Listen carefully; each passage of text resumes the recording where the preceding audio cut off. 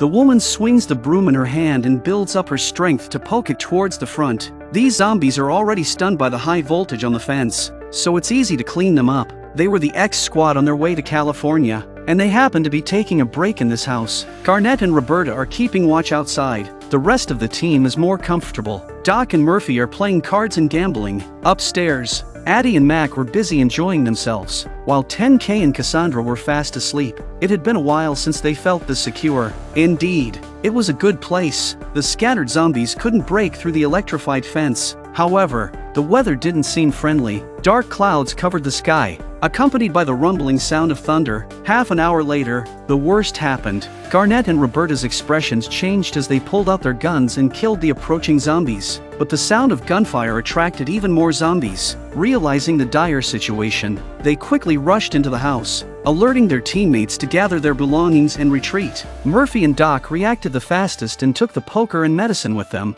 10K and Cassandra followed suit. Even Addie and Mac, who were upstairs, quickly put on their clothes and rushed out. As they headed towards the back door to leave, the zombies had already entered the house. Meanwhile, in the Arctic Command Center, Citizen Z noticed something unusual from the satellite. Opening the weather monitoring system, he was startled by what he saw. Without wasting any time, he began broadcasting over the radio, urging the survivors near the Gulf of Mexico to take shelter, as an unprecedented tornado was approaching. The consequences would be unimaginable if they didn't seek safety in advance. Some survivors became nervous upon hearing the broadcast, while others thought it was a prank and remained unaffected. Meanwhile, the X squad, who had left the house, was checking the abandoned cars on the roadside for any useful supplies. They also heard Citizen Z's broadcast, and he even mentioned Addie's name. The situation became urgent, and they noticed the increasingly loud thunder in the sky. Roberta suggested that instead of finding a place to take cover, they should simply drive out of the area. The others didn't understand how a car could outrun a tornado, but Roberta insisted. They couldn't argue further, so they immediately set off along the highway. However, shortly after they left the intersection, they saw in the distance that the tornado had already formed and was accompanied by a large number of zombies. Roberta realized it was futile to continue and quickly turned the vehicle towards a nearby house. 10 minutes later, they arrived in a small town called Kars. Garnett noticed that Roberta's mood became increasingly gloomy as they got closer. After inquiring, they learned that this was her former hometown. Roberta had a happy life here with her husband, who was a local firefighter. However, when the zombie outbreak began, her husband went out to help other residents and never returned. She had no choice but to flee the town. She didn't want to return to this place, but since they were already here, she wanted to see if the missing person poster she had left behind was still there. However, the poster remained unchanged. Just like 2 years ago, Roberta adjusted her emotions, ignoring Murphy. The most important thing now was to lead the team to take shelter from the tornado. They arrived at her former home, and there happened to be a cellar underneath, which was a good refuge. Taking a deep breath, she held onto a glimmer of hope that her husband might still be inside the house. They quickly split up and searched with their weapons, but found no zombies. Mac kept banging on the door, while Roberta touched the spot where she used to keep the keys. The keys were still there. After opening the door, they rushed in and quickly checked upstairs and downstairs, but found no zombies. Roberta looked at the box on the cabinet, which contained the memories she shared with her husband. With a heavy heart, she opened it and took a look. Everything was still in place, untouched. Suddenly, they heard coughing and groaning sounds coming from inside. Roberta's first thought was that it was her husband turned into a zombie, so she took out her gun, ready to handle it herself. She cautiously approached the kitchen, but to her surprise, she found 2 strangers instead. The man had obviously suffered a serious head injury. The woman explained that a firefighter had saved them and told them that it was safe here. Roberta's mind raced,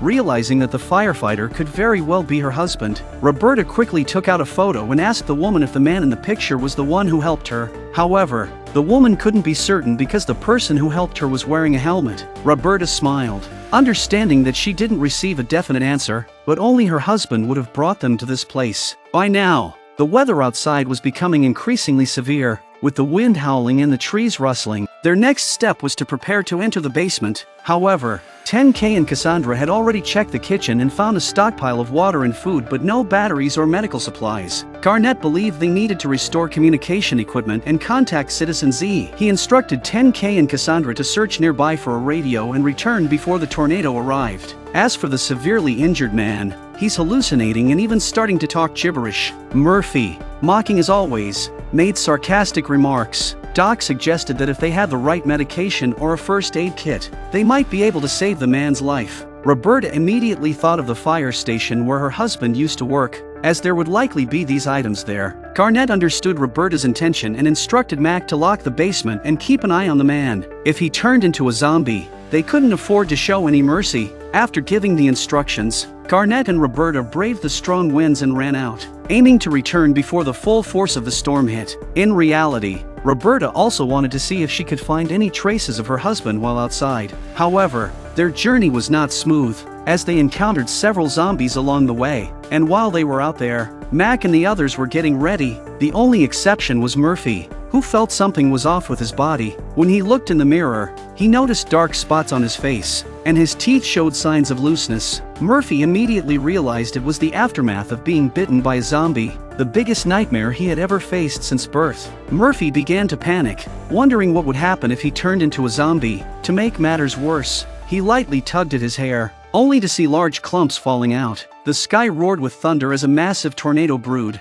accompanied by a horde of zombies. At this moment, two figures were maneuvering through the alley, Garnett and Roberta, in search of a medical kit. Roberta was familiar with this place since it was her husband's former workplace. Soon, they arrived at the fire station, but to Roberta's disappointment, it was covered in dust, indicating that nobody had been there for a long time. She adjusted her emotions and handed Garnett the medical kit, which they hadn't used much, and it even contained anesthetics. Roberta still holds out a glimmer of hope. She decided to open her husband's personal locker, where a photo of them taken when they first became a couple was stuck on the door. Seeing Roberta feeling down, Garnett tried to console her, suggesting that her husband might still be alive and living somewhere else. Roberta smiled, but deep down, she knew the likelihood of that was slim. If her husband was alive, he couldn't have left these photos. Meanwhile, the colossal tornado was drawing closer to the town, causing the houses to tremble. They needed to hurry back, but several zombies blocked their path at the front door. Without hesitation,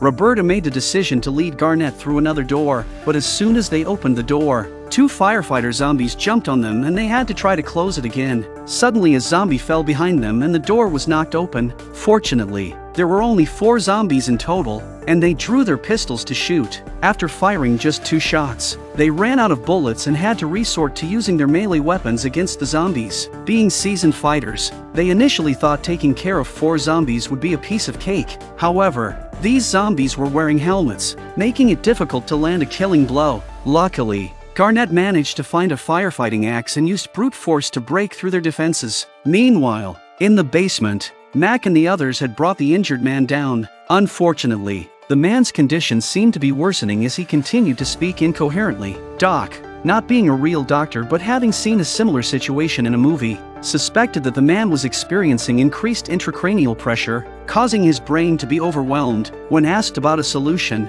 Doc wasn't entirely sure but suggested they needed something sharp to open up his skull and relieve the pressure. Mac calls out for Murphy to come and help, but he's startled by what comes out, and it's only when he looks closely that he recognizes Murphy. Why does this guy have a shaved head all of a sudden? And it's kind of scary. Murphy rummaged around and found a power drill and a pencil. Doc hesitated for a moment and chose the power drill, deeming it suitable for the task. He instructed Mac and the woman to hold the man down tightly and assured them not to panic if there was significant bleeding, since that was necessary for releasing the intracranial pressure. Just like in the movies, they listened, somewhat bewildered. Without delay, Doc started using the power drill, slowly pressing it toward the man's head. Initially, it seemed to be going well, but then an unexpected event occurred. The drill bit broke. Mac pulls out a gun and the woman stops him, hoping to save him. Doc took the butt of the gun and hit it once, twice, but it didn't seem to work. On the third attempt, he increased the force, and blood spurted out,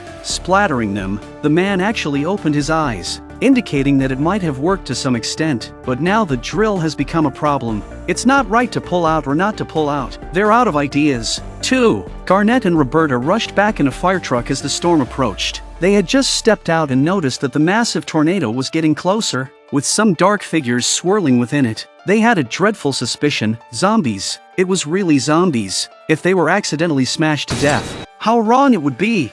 They didn't dare to stay and quickly ran towards the house. Garnett anxiously carried the medical kit and rushed into the basement, knowing the storm was about to hit. However, Roberta stopped in her tracks and looked at the sky. Making a bold decision, she closed the basement door and dragged a sofa over. Sitting on it with her wedding photo in hand and her wedding ring on her finger, she decided not to hide in the basement anymore. By now, the storm had reached the town. 10K and Cassandra, who were out searching for a radio, couldn't make it back and sought shelter inside the nearest vehicle. Their hearts were filled with unease, unsure if they could withstand the storm. At this point, they could only leave their fate in the hands of nature. Garnett realized that Roberta hadn't come down and rushed to the stairwell, calling out for her. He tried pushing the door but couldn't open it. Roberta didn't say a word. Instead, she smiled. The zombie they encountered at the fire station was her husband. She felt her heart turn to ashes. When the end of the world came, she left without her husband, for which she had always felt guilty, and now she was making up for it. In the basement, a zombie crashed through the window, but its impact had rendered it immobile. Doc instructed Murphy to deal with the zombie while they sealed the breach. Murphy approached the zombie with a pencil in hand and gently poked its palm. Since Murphy felt a change in his body, when he saw the zombies again, he felt a kind of affection and sympathy. He couldn't help but reach out his hand to touch the zombies. The eyes of the zombies also opened. One person and one zombie just stared at each other. Murphy was no longer afraid and even smiled gently. It was an affectionate feeling. Doc successfully removed the drill from the man's head and wrapped it with gauze from the medical kit. Mac freed his hands and approached the zombie, holding a weapon. Murphy froze for a moment. He seemed a little sad with tears in his eyes. Outside, the storm was approaching and the house was being dismantled as if it were made of papier-mâché. They all felt anxious in the basement, hoping to withstand the storm. Murphy, devoid of his usual fear and timidity, remained calm as he gently embraced the zombie's lifeless body. Bidding a final farewell, Cassandra nestled in Mac's arms, finding solace in the possibility that dying together would be a form of happiness. 10K and Cassandra, who were still outside, were in a precarious situation. Their vehicle was directly lifted up by the strong winds. "I hope they are safe." The wind grew stronger as the tornado approached. As if the world itself was on the verge of destruction, Roberta sat calmly on the couch and let everything outside collapse. If she were to die in this catastrophe, she would be able to join her husband in heaven. If by some miracle she survived, she would let go of the past and start a new life. Gradually, all sounds around her faded away, and she faintly saw her husband, dressed in firefighting gear, returning. After the storm, the sky was as beautiful as ever, with the radiant hues illuminating the reborn earth and the surviving people. Cassandra can't calm down. The scene last night was too shocking. The people in the basement finally breathed a sigh of relief. Garnett remembered Roberta and rushed outside. He pushed open the door to find the entire house reduced to rubble, with Roberta lying amidst the debris. Fortunately, she was only unconscious. Garnett had always loved Roberta but had never expressed his feelings. He knew that she still held onto a past love. But after this incident, with no more barriers, they could truly be together. The others emerged, marveling at the destructive power of the tornado. 10K and Cassandra made it back in time and they were all relieved. After a brief half-hour rest, they prepared to set off once again. This time, they had an additional fire truck, sparing them the worry of supplies. The couple expressed their gratitude to Doc, the doctor, despite the tumultuous and bizarre circumstances. But it turned out all right. After bidding their farewells, the X-team set off. Every difficulty brings them closer together.